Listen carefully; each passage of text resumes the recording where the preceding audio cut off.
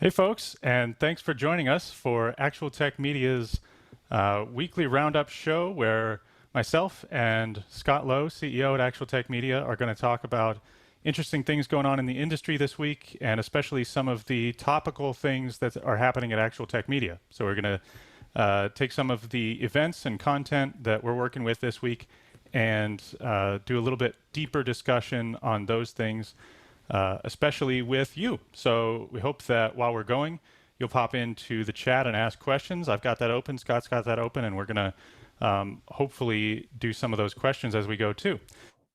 This is something that we just started last week or 2 weeks ago. We're going to do this every week on Wednesdays, 11:30 Eastern Time. Really would love for you to be a part of the conversation. So you can join us on LinkedIn or YouTube, whichever is your preference. And of course, if you're not able to make it live, you'll be able to watch it there after the fact. So let's get going. Hey, Scott. Hey there. And before we get started, one thing that's a reality of remote work today, which we've been remote forever for this company, but you may hear some hammering in the here, and it's just one of those unavoidable life things that we have to deal with. But we're happy to have everybody here. Please, as James mentioned, ask questions. We really do want to hear your questions because it makes it a lot more interesting discussion. James is kind of interesting, but you're more interesting. So we'd like to hear what your thoughts are. So James and I can just kind of bandy that about. Yeah, as I said last time, we've got a few topics that would be my perfect outcome is if we didn't even make it to half of those because we were talking about questions that you asked and that sort of thing. But let's get started with an important piece of news. So it looks like we found out this week Microsoft has announced the end of support for Windows. It's still Windows 10. Yeah, I'm sorry. Yeah, Windows is dead. You heard it here first, folks. I wouldn't be that disappointed, to be honest. But no, I'm just. There goes kidding. Microsoft as a client. Just kidding. Windows obviously is a very important operating system to just about every company out there, especially the big ones. It's entrenched everywhere, and users are comfortable with it. And so end of support for an operating system version is kind of a big deal. And it's been a while since we went through this. Windows 10 has been in kind of active use for what, five plus I don't even years? know at this point. A long time, and Microsoft sort of launched it with the promise that it was never going away. Well, always Windows 10 is our, they try to take a page out of Apple's book a bit and keep it going forever. But I mean, that's probably just not feasible, and it's probably not even desirable, especially when you think about how IT really works.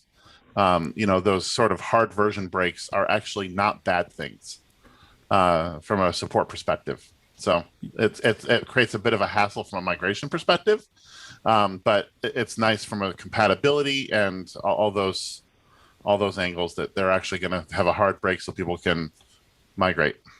I don't know if this will resonate with anybody else in the audience, but I'm really into cryptocurrency these days, and Bitcoin and things like that. And the communities are always talking about the difference between a soft fork and a hard fork, and that's kind of the difference between like Windows Update to apply a patch and like wiping the slate clean and rolling out a new version. That's like a hard fork, and the same sort of considerations apply. It's like you can accomplish some things via a patch or like a soft update.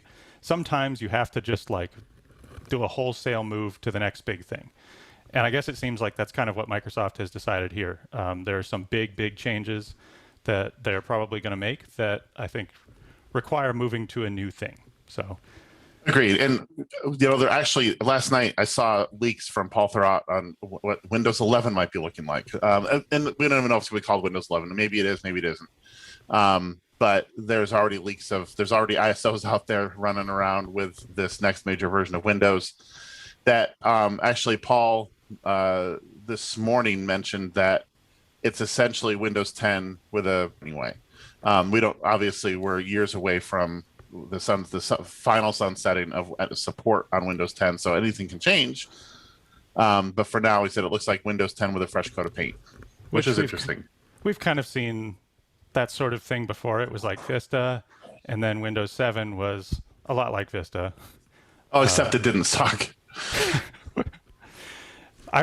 Personally, Windows 7 was the most I've ever liked Windows. Same. I loved Windows 7. A lot of people love Windows 10. Maybe it was just because I had personally stopped using Windows so much, period, but I never really got into Windows 10. But I did love Windows 7. Same. Windows 8/8.1, Windows 10 was a big jump, but it looked a lot like Windows 8. I'd be curious to know, especially visually, and like how the user interacts with it.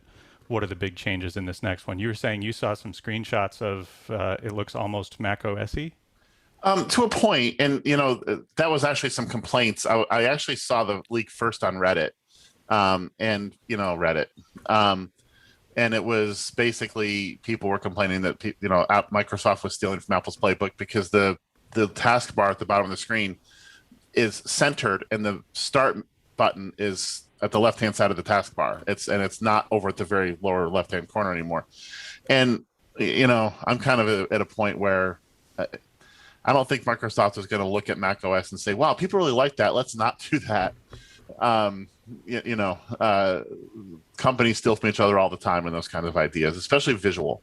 When something works, it works. So yeah. I'm not too surprised to see some borrowing going on between the companies. That is a pretty wild change, though. I mean, out of the box, obviously you could change it, but out of the box, the start button hasn't been anywhere but where the start button is, right there in the corner since Windows 95. Since the start button, right? Yeah. I mean, Windows 95 introduced the start button in the lower left corner. You were 5 years old. And it's been there, pretty much ever since. And it's So, changed forms, but it's always been in that location. so one of the things that strikes me as we're talking about end of support for Windows 10, which by the way is in 2025, so it seems like you've got a little bit of runway. I think we also thought we had a little bit of runway to get off of XP when they Still out announced end there. of support for that. Yeah, and I mean there were so many businesses that were totally stuck. If I'm remembering this right, it got to the point where Microsoft extended the end. Yeah. Well, I Um, mean, XP was, I mean, its place in history was it made it very popular. I mean, it's NT base. It kind of got away from the old, Windows 95, 98 code base, and it was solid. And it was probably from a modern operating system standpoint for Microsoft, it was their first success story. NT was great. Windows 2000 was fine. XP is really what took hold. And so, yeah, it got a lot of entrenchment. And I think Windows 7 was next, and Windows 10 was next in that line. So I expect to see that will probably take a few years for people to really move fully off Windows, especially on some of the embedded systems that people. I mean, even if they're not truly embedded systems, people use these systems for single use ones that'll be hard to move away from, legacy applications and things like that, unless they maintain a great level of compatibility somehow with Windows 11, which is probably easier to do than it used to be. yeah, I think like you pointed out, it's a little easier a lot of the time to go into the average end user's machine and upgrade that, but it's like the point of sale machine that's running XP, that the Yeah, sort of the one piece of software that runs on there that the vendor doesn't exist anymore, but all your other systems are integrated with that one. It's hard yeah. to get some of those last few out of there. So I guess my point is, yes, you technically have 4 years until end of support comes up. Wow, 4 years.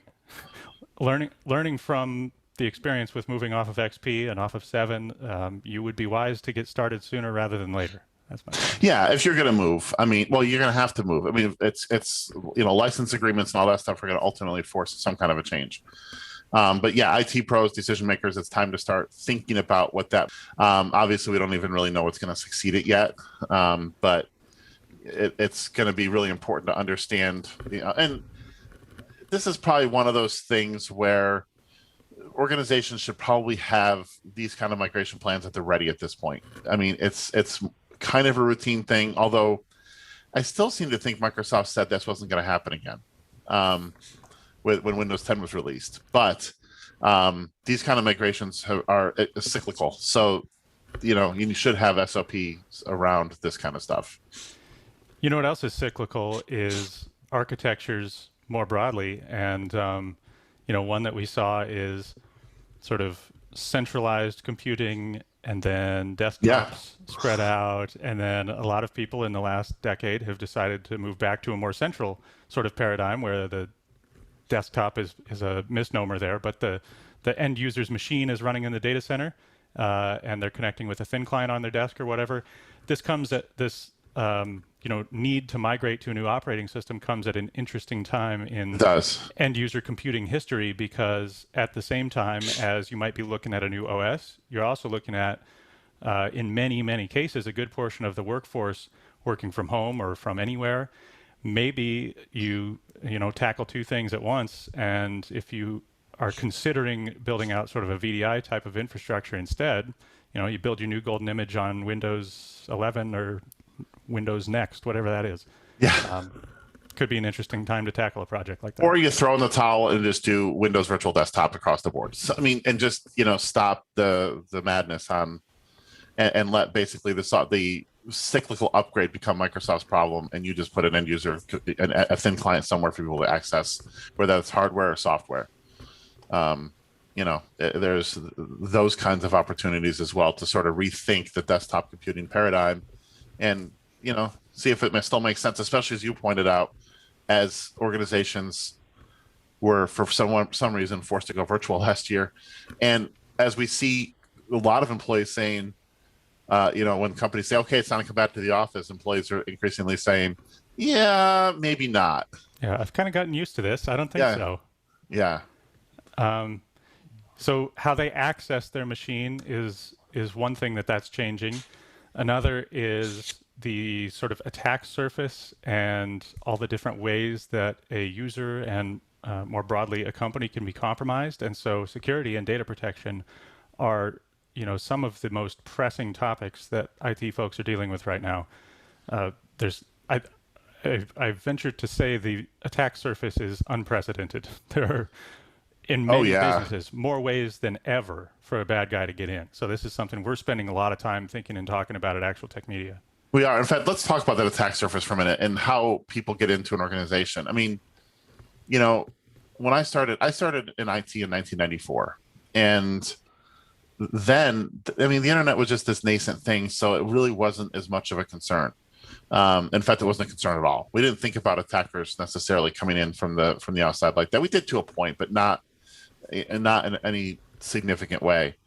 Um, when I started working at a college in upstate New York in 1998, we really started to think about that. We had an edge that we had established, and that was really one of the things that we had at that time. What's that?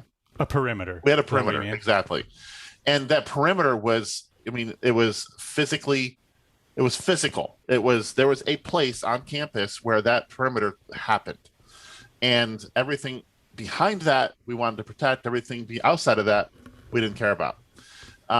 And we could just put a firewall in place and call it good at that point. In fact, a job I had shortly after that was as a systems engineer for this is going to sound insane right now, given the context now, but for a financial services company where I was tasked with building out a Windows 2000 based, that's going to date me a bit too.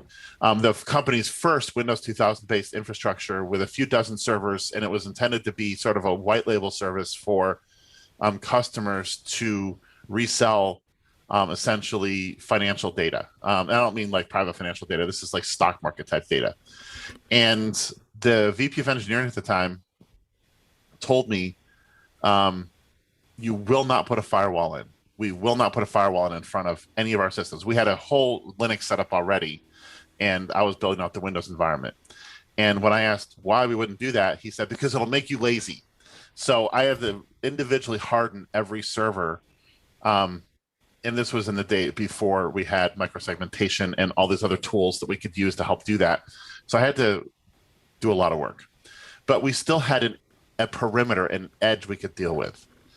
Today, when we start thinking about think about ActualTech Media's computing environment, it's spread everywhere. We have to be very careful, and we have to look at that very differently. We don't have a perimeter at all. And we are a tiny organization compared to the likes of some of our other business cousins out there.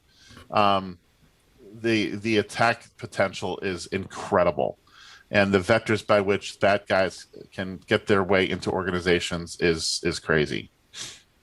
Yeah. So because of that, like I said, we're spending a lot of time talking about these things at Actual Tech Media. We've got coming up tomorrow, actually, a megacast with a whole slew of security and data protection vendors presenting on it. They're going to be talking about their approaches to ransomware prevention and recovery. And they all have a different and very interesting and useful take. So we got KnowBe4, Druva, Pure Storage, Rubrik, Sophos, Gigamon, CrowdStrike, Commvault, Zerto, Kasten, and Haiku. And the solutions there range from data protection and disaster recovery kind of stuff to protecting your email to identifying phishing attempts and training your users to resist them, immutable backup data, which we're going to talk about, which brings up an important point. There is no, like to your point about the perimeter, you could just have a firewall and that pretty much takes care of it. Today, not only is there no perimeter, but there's no one security measure that can protect you against all the threats. It's a very, defense in depth, like secure. Oh yeah. From 9 different ways, and there's probably not too many different ways you could try to secure the organization. So let's talk about a few of those different things, because like I said, the folks presenting on tomorrow's megacast have a variety of different ways to help there. Let's enumerate some of the different things you could protect or the vectors you could watch. Yeah. And there's a whole list. I mean, I've got a sheet on my screen here that I'm going to cheat from because I want to make sure I get as complete as possible. But, the first step in defense is securing the human. And that's really the weakest point in any security chain are people, whether that's I'm not going to say incompetence because that's a bad word, but they just don't understand fully what is happening. Or there's malicious actors that are inside an organization that don't care about the organization. So we have to figure out how to train humans to spot things like phishing attempts, to understand what's meant by the term drive-by downloads on websites and things like that, and how to respond to a pop-up message when you go to a website that says install this free tool to scan your computer for viruses, when it's That probably sounds a like problem. a good thing. Sounds great, but it's bad. You talked about immutable storage, and that's really critical in terms of both production storage when you think about archival, but also in terms of backup and recovery. There are no end to sorry, my allergies are killing me right now too, so I apologize. There's no end to stories from organizations that have been hit with ransomware attacks who had their backup data stored in the same, either not necessarily locally, but accessible to the local network, and those got hit as well. So they weren't able to recover from backups because they got encrypted. So air-gapped immutable storage that is always available.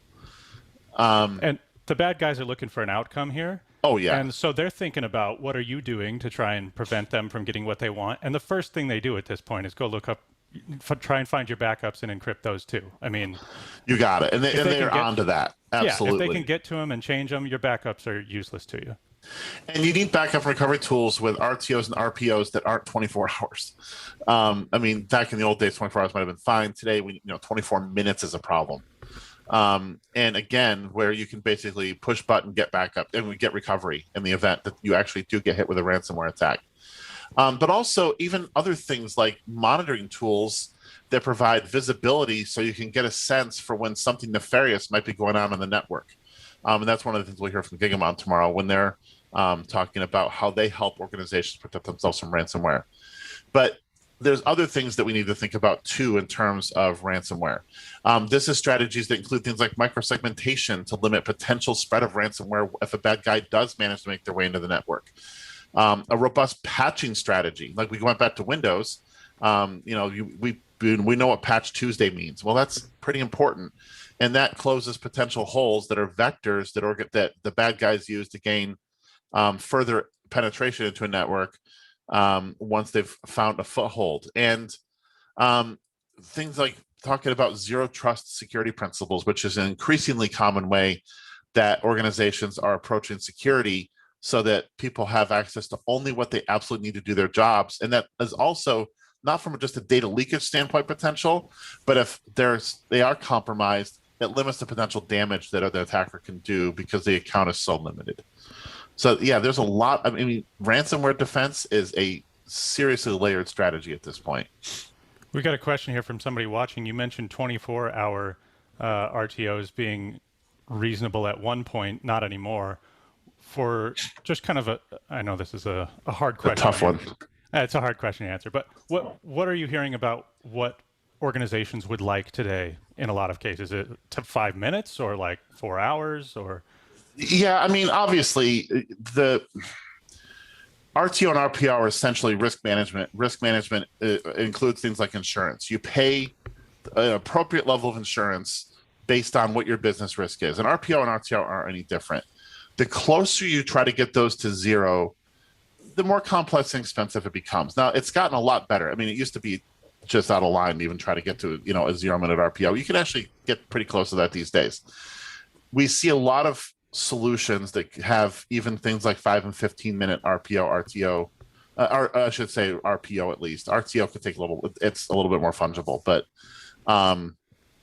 yeah, it wouldn't be super uncommon to see a 15-minute RPO at this point. But we are well away from 24 hours, and we really want to get that as close to zero as we can. Even losing 15 or 20 minutes worth of data can be devastating to an organization at this point. Yeah, I don't know. What do you see, James? Well, think about, let's say your organization has 150 people in it. Compound 15 minutes work lost Yeah. over 150 people. I mean, like, even a small amount of downtime is a lot of lost productivity, if nothing else.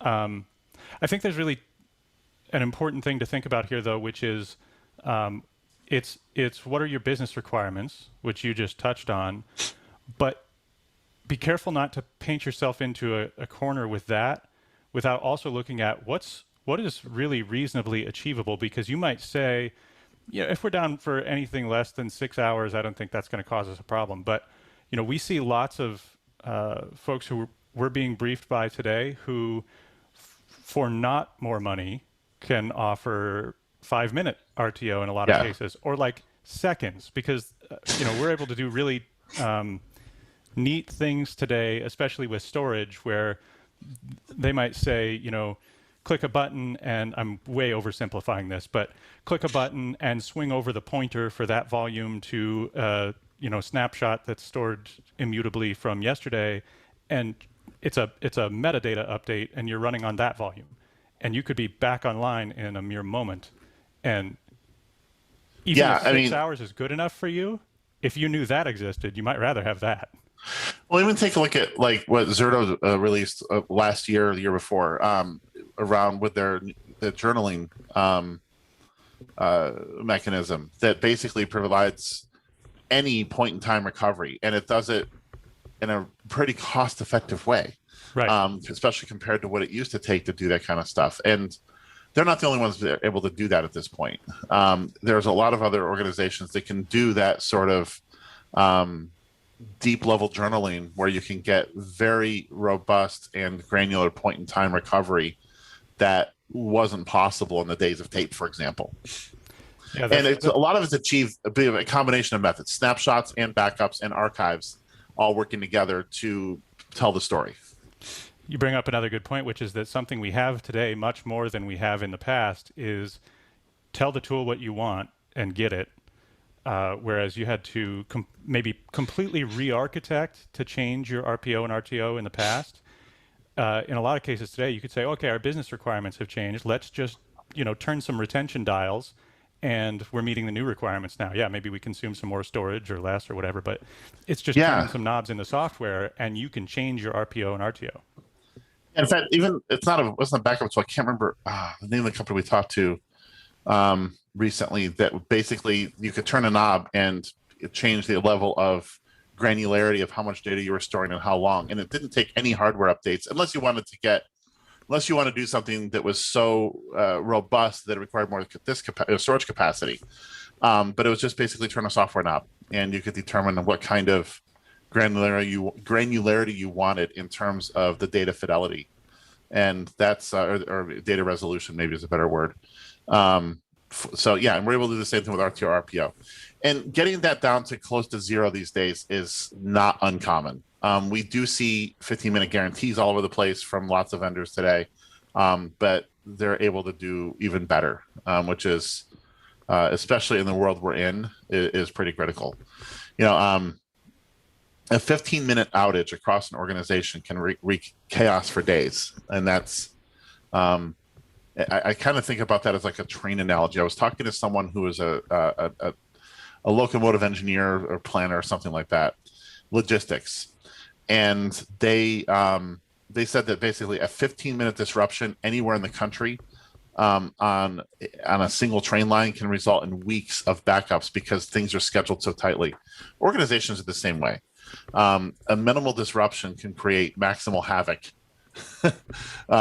For a period of days or weeks. So, well, look at what happened in the Suez Canal. In the grand scheme of life, it was like a couple days, right? But that was, I don't know, weeks, months ago, maybe even at this point, and we're still seeing disruptions in global supply chain stuff. Yeah, I think a 15-minute outage is kind of similar to that in principle. I was talking to someone literally last night about that. Was it you that I was talking to about that? I don't think so.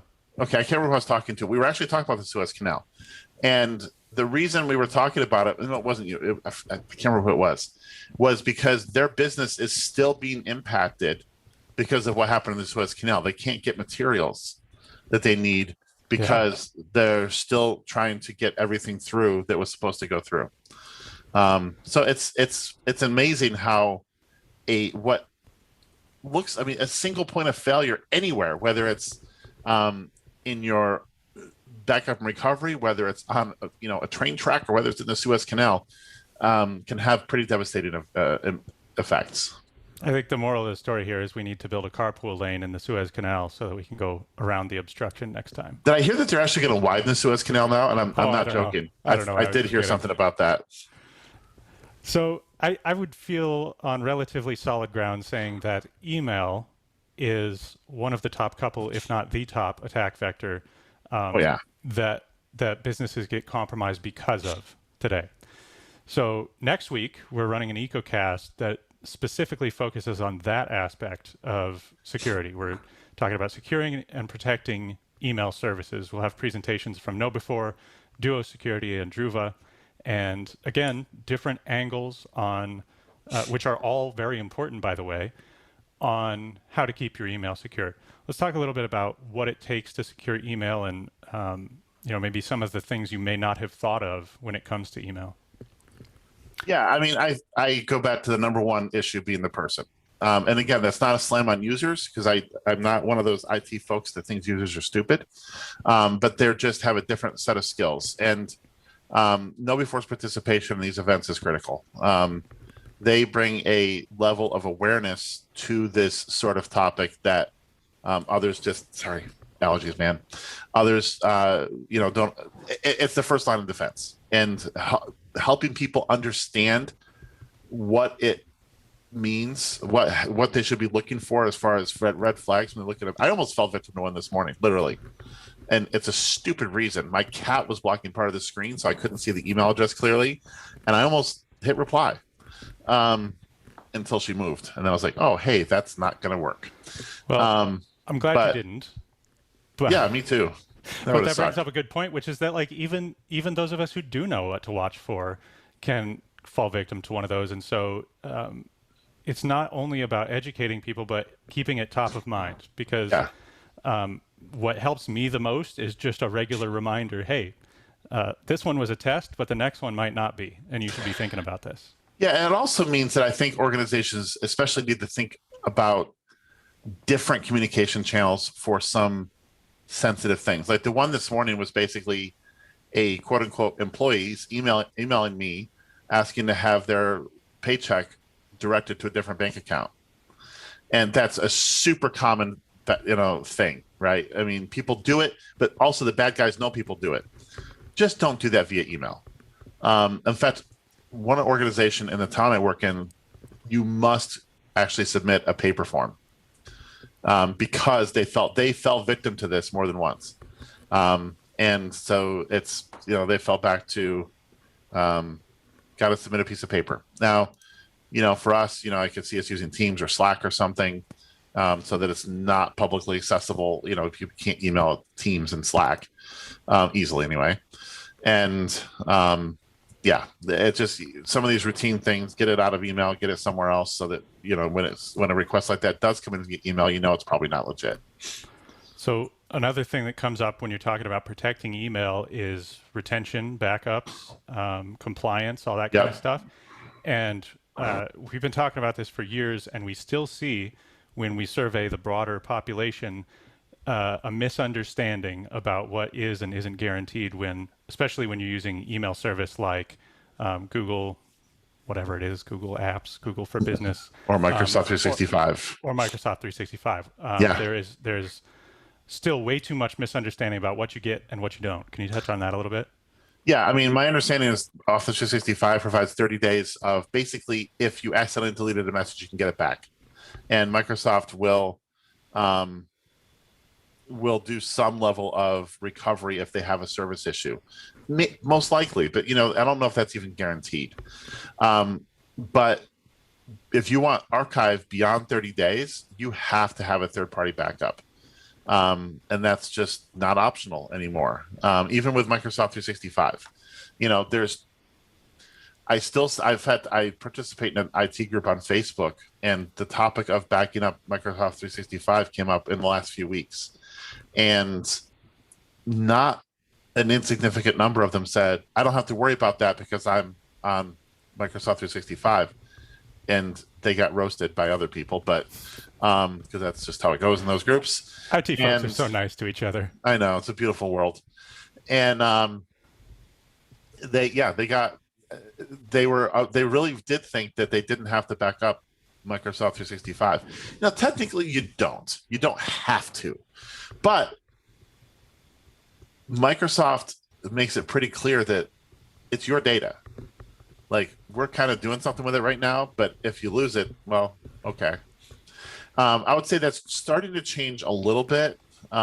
We start to see a little bit more of a partnership rather than just a take it or leave it sort of thing happening with some cloud providers, but we're still a ways away from the promised land on all of that. So we're going to have third-party solutions probably forever that help protect our data and that really give us control. I think that's, you want to be able to sleep at night, right? I mean, and having someone else that's not Microsoft backing up your data is probably good.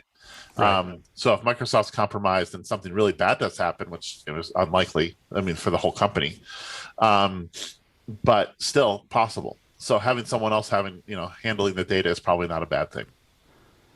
One last angle that comes up for me is just making it harder to get in. And one way you can do that across a lot of different services is to use multi-factor authentication. Absolutely. In fact, you have to use it. I mean, it's inexcusable now to not use MFA.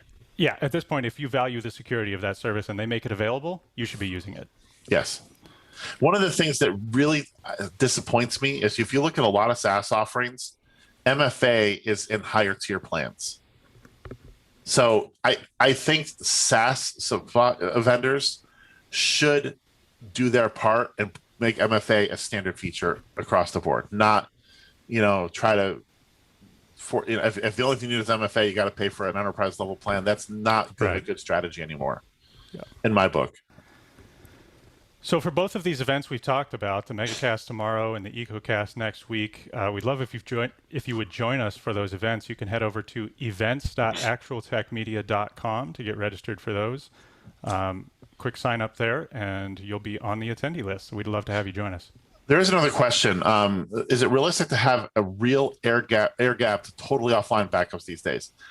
Probably not, but that increases the need for having backup that's in some way, shape, or form immutable. So once it's written, it can't be changed. So if ransomware does manage to make its way into the organization, then your backups are still safe. I've seen local organizations that almost got hurt bad because they didn't have air gap backups, but fortunately they were in an inaccessible location. But still, you need to have something that makes those backups more immutable and not subject to being encrypted. So it might be a little stretch, but from an outcomes perspective, having all your backup data live in an immutable repository, which for anybody who doesn't know means it can't be changed. It is like technically not possible to change it. That accomplishes essentially the same outcome you were after with air-gapped backups, which is just that if somebody gets in, they can't get to that.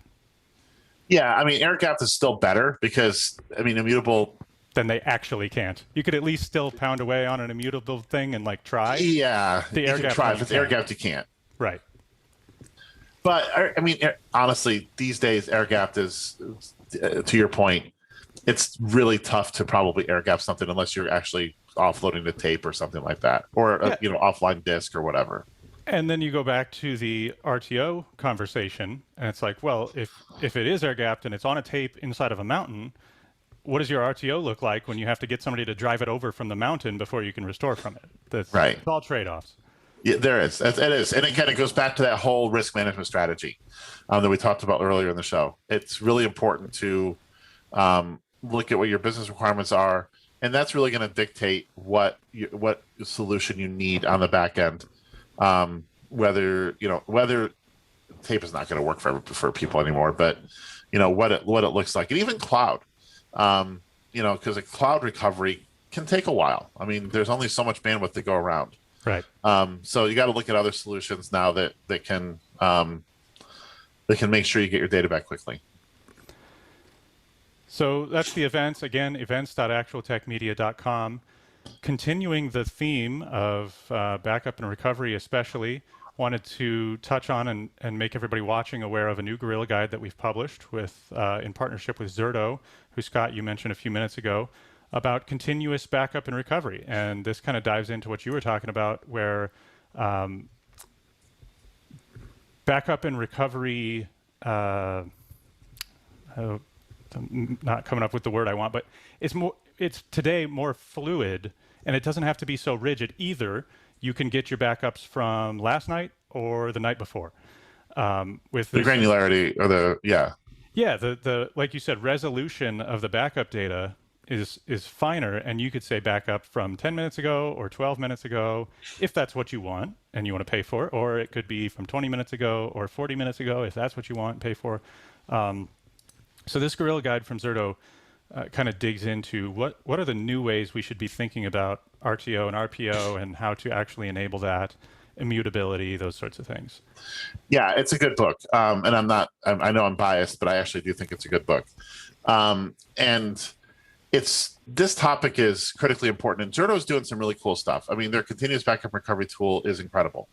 And they were known for DR for a long time. And with the addition of their journaling capability, they became a really solid backup and recovery player too. And so they've really run the gamut. They can do both, and they can do both very, very well. And you'll learn about how they do it all, especially this continuous data protection paradigm that they have going in the Gorilla Guide. What I've always told them I liked about this, the way this came to be, is I've seen lots of backup and recovery tools take what they have and add on a DR component. And so it's backup and recovery becoming DR. Zerto, the way this came about was actually the opposite. It was DR tool became the backup and recovery thing.